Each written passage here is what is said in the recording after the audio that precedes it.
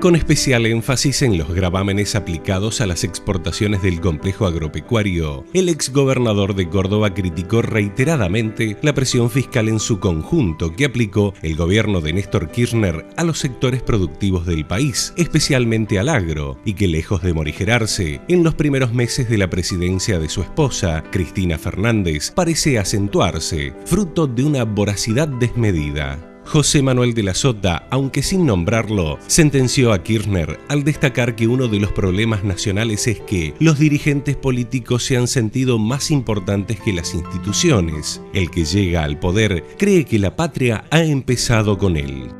No puede ser que quien asume llegue para decirnos lo que tenemos que hacer como si fuéramos unos tontos. Un país no puede comenzar de nuevo cada 4 años. Esto dijo alguna vez de la Sota en alusión a la política del exmandatario. Un país de 200 años es un país que tiene un montón de años. Ya no hay excusas.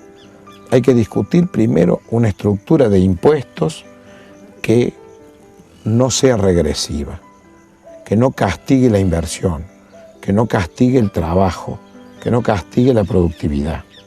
Los impuestos hoy de Argentina son abusivos y atentan contra el desarrollo de la economía.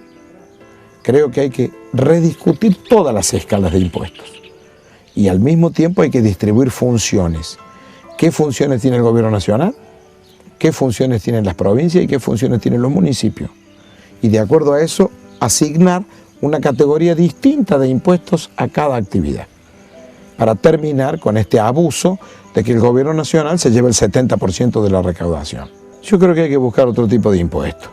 Hay que cobrar un muy buen impuesto a las ganancias y donde el que no declare ganancia o evada vaya preso. Hay que cobrar un buen impuesto a los bienes personales, hay que cobrar un tax a los productos, como los Estados Unidos, que permita que las provincias de allí tengan su mayor cantidad de ingresos, de un tax, que es un impuesto final a las ventas que se discrimina, cosa que usted sabe cada peso que paga. Y los municipios deben cobrar tasas. Y yo creo que si nosotros cobráramos bien esos 3 tipos de impuestos, el país andaría mucho mejor. Este nuevo esquema de retenciones móviles impuesto por el gobierno nacional a las exportaciones de granos fue el detonante, el disparador de una protesta de los productores agropecuarios, que es producto de una sensación de malestar que se viene gestando desde hace mucho tiempo en el seno del campo, tras el cuestionamiento hacia el gobierno por el destino que se otorga a los montos recaudados fruto de esta exacción al complejo granario. Otra sería la actitud de los chacareros si las cifras millonarias que las economías regionales pierden por este impuesto retornasen al menos en obras comunes que aporten a la logística y la infraestructura necesaria para la producción primaria. Yo creo que ya sería hora de que fueran volviendo a pensar en una especie de plan Laura para autopistas que no tenga la magnitud del que se planteó cuando yo era senador nacional y el Lole Reutemann también, y estábamos a cargo de esa comisión. Porque claro, se desnaturalizó. Arrancamos con 5.000 kilómetros de autopista y cada uno quería llevar la autopista hasta la puerta de su casa, y ya estábamos por 10.000 kilómetros. Pero sí creo que sería importante tener un fondo exclusivo para que entre todos paguemos autopistas a los lugares a donde la población de esos lugares no podría nunca pagar la llegada de una autovía rápida.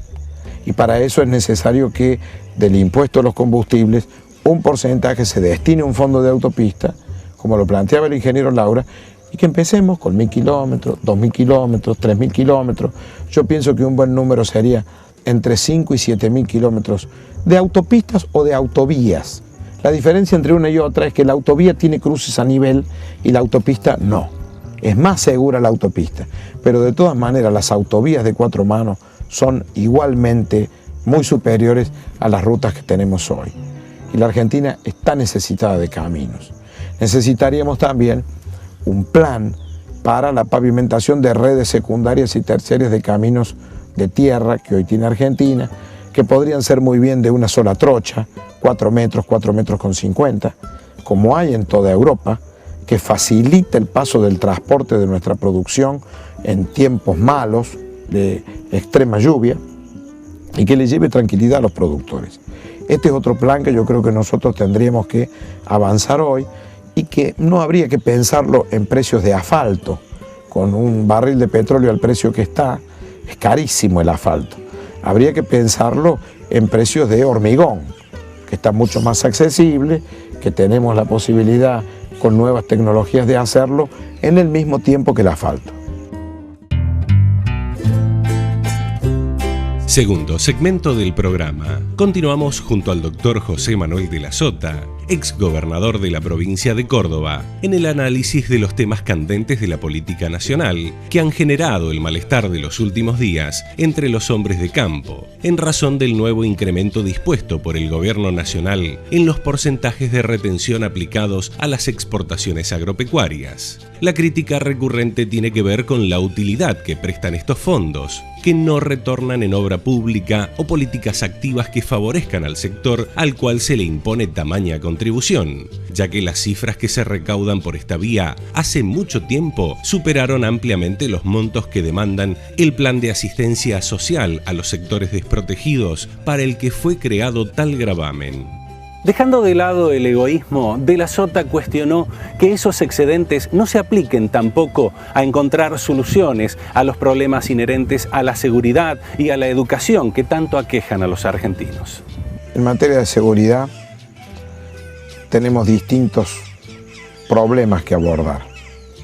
Por un lado tenemos la falta de capacitación laboral y de trabajo en los jóvenes, y eso lleva a los jóvenes por mal camino. La frustración los lleva al mal camino, los lleva a ser carne de cañón para los delincuentes mayores que usan a los jóvenes, el delito con menores, con uso de menores, son caldo de cultivo para los narcotraficantes. Entre trabajar de la mañana a la noche de albañil por 20 pesos e irse al baile a distribuir droga, muchos chicos van por el camino de ser empleados de los narcotraficantes. Y esto es todo como parte de una frustración juvenil. Me parece que hay que trabajar en los jóvenes mucho, mucho, mucho. No solo con la educación formal, que es imprescindible que la mejoremos, que recupere su calidad, su excelencia, que las maestras dejen de ser lumpen, es decir, abandonadas de la capacitación, que llegan muchas veces al magisterio porque no encuentran otro trabajo y no porque tienen una verdadera vocación, están mal pagas. ¿Por qué? Porque casi siempre se pensó de que tenían un marido que les daba lo que no les daba el gobierno pagándole un mal sueldo. Y esto hoy no existe. La mayoría de las mujeres son mamá, muchas son mamá a cargo de hogar y con un salario muy bajo y con muy pocas ganas de capacitarse para la enseñanza. Hay que avanzar en eso, eso es fundamental. La otra cosa es capacitar por competencia, capacitar a los chicos por materia según las oportunidades laborales que presentan las empresas, para que los pibes entren rápidamente a una tarea productiva y que les dé un ingreso, porque si no, se aíslan y se frustran. Y el último tema creo que es la necesidad de que entre todos nos demos cuenta que el peor problema de los argentinos es que nosotros no respetamos las leyes. Nosotros creemos que las leyes las respetan los tontos. La viveza criolla es del tipo que se hace rico estafando, que no se sabe de dónde sacó la plata. Esos tipos son personajes en esta sociedad, cuando tendrían que ser despreciables. Y los que tendrían que ser personajes son los que acrediten, que laburaron, que se esforzaron, que se mataron, y que una vez que están llenos de plata la muestran con orgullo. ¿Por qué en la Argentina hay muchos ricos que son culposos, que andan escondiendo lo que tienen? Porque la gente siempre piensa que el que es rico es mala vida la fortuna. Y eso es pésimo para un país. Nosotros necesitamos un país de gente exitosa que demuestre que con esfuerzo se llega a algún lado. Y para eso hay que respetar la ley. Si todos pensamos que quienes son exitosos lo son porque han tenido una excepción a la ley, porque no la han cumplido, porque se han hecho amigos del juez, como dice el viejo Vizcacha en el Martín Fierro, entonces el futuro nuestro es muy incierto. O somos esclavos de la ley, respetamos la ley, o tenemos presidentes que no gobiernen por decreto, sino que discutan en el Parlamento.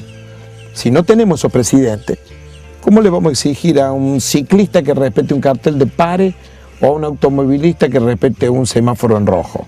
Si el que más tiene que respetar la Constitución no la respeta.